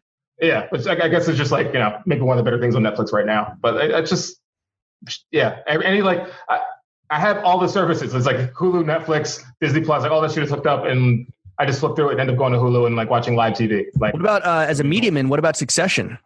I think that was actually loosely based on your career. Old building too. Wait, what? Wait, is Succession or one of them is filmed in World Trade? Oh, not Succession. Definitely Billions because that's all about like the Southern District. Yeah. Billions was filmed in like my old, like literally my office. I was working. But I have not watched either one. They're both fucking awesome for different reasons, but you know, highly recommended. You might like it as like someone that's like recently kind of like in tune with the business side of media. And it's not the fact that I don't think I like these shows. Like I know if I watch these shows, I'm going to get into them and watch them. But like, the time, and like it's just the taking that dive of like, am I getting into this? Am I going to be doing 2 seasons of this? Like it's just like it seems daunting. I don't know. Sure. That's fair. In a way where like quick hit stuff and news and YouTube is just right there for you. You were famously the only guy subscribing to Quibi, right? You love that shit. I was the one. It was 10 minutes. I was in and out. I was I love it. Has anyone heard of this Quibi thing? It's fucking great. I can watch all the sports and still watch. Quibi went away. Those. Why Quibi? It stands. Isn't Quibi trying to sell their content now? Who's going to buy that Quibi content? Yeah. Well, they're licensing it. So. Yeah. All right. Speaking of daunting, Maurice, time to get into some motherfucking constructive criticism. Mm-hmm. We obviously are all homies. We love you. Congrats on the new job, by the way. Yeah. We want to see you fucking thrive at that, and hopefully this hasn't torpedoed your career prospects at Complex. That being said, we want to see you do even better than editor-in-chief. Maybe you'll be whatever Mark Echo is now, chief brand officer? I don't know. So we want to get you there. So we're going to offer up some constructive criticism. Take it or leave it. We won't be offended if you leave it, but you'd be dumb to. First up, all right, I know this for a fact.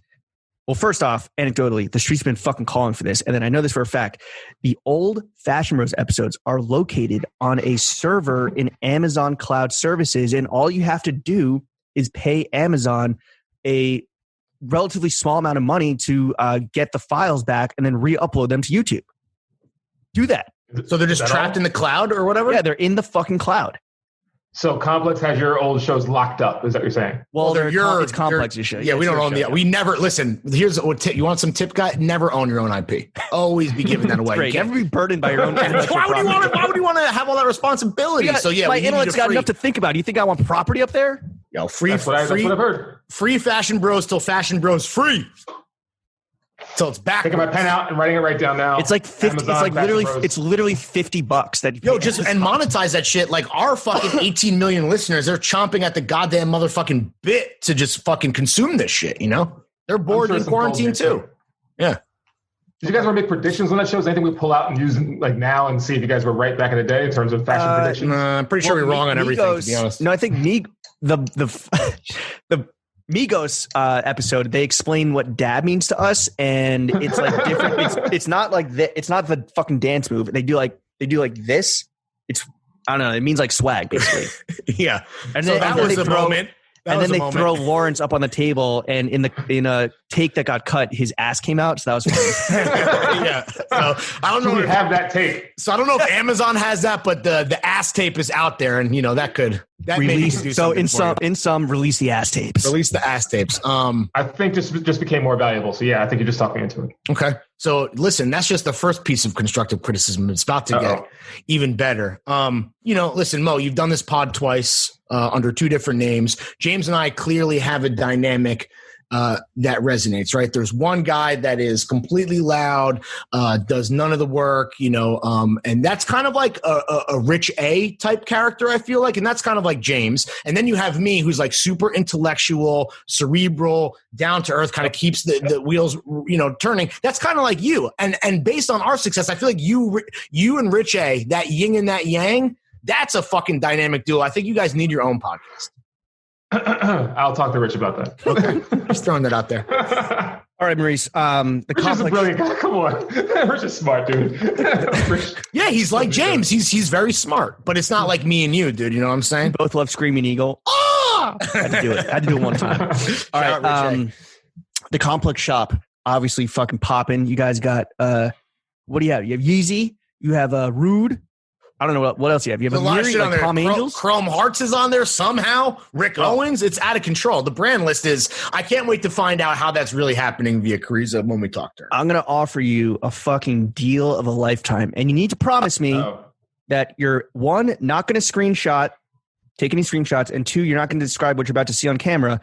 But I'm gonna offer you the fucking wholesale deal of a lifetime. We're gonna give you first right of refusal to sell the new TF merch on Loafers. Complex Shop. Well, all right. Warren said what it is. Well, sorry, I described. Don't describe it. Don't describe That's all I'll it. say. It's a shoe. The lighting is all fucked up because I got the reflection going on, but I think I got the aesthetic. This could be yours. Mm-hmm. This could be yours. I know there's no Harris tweed. We can say that, but it is. But maybe one of the colors, I'm not going to say, I'm not going to give it away, but maybe one of the colors is similar. Yeah, maybe. It could be. It could be you could make this like professorial if you wanted to, like very collegiate if you wanted to, to go with your tweed and your elbow patches. But yeah, TF merch sold on the Complex shop. The choice is yours. So we're the hottest new brand in the podcasting lane. So it fits right next to. I mean, look at here. We have Rick Owens and Rude and Easy, and then throwing fits. It's just yeah. I think that's synergy, dude. Right? You got your Rick heads. You got your Rick heads. You got your Rude boys, and you got your fucking throw gang. Yeah. Okay. All right. Well, again, I'll help us help you, dog. Help us help you. That's all. I'll pitch to Carissa, and if she walks out, I'll tell her to talk to you guys. Okay. And then finally, just because this is our podcast, we should say one more time. Can you just like force Sean Evans or JLP to book us on Sneaker Shopping or Hot Ones so that we can find some semblance of success? We really appreciate it. We would consider it a personal favor. I'll bring it up and see what they say. That's all we can ask for. All right, Maurice, where can the kids follow you right now on the socials for all the tweets? All the tweets. None of the grams. Yeah, I have no Instagram. My Instagram is terrible.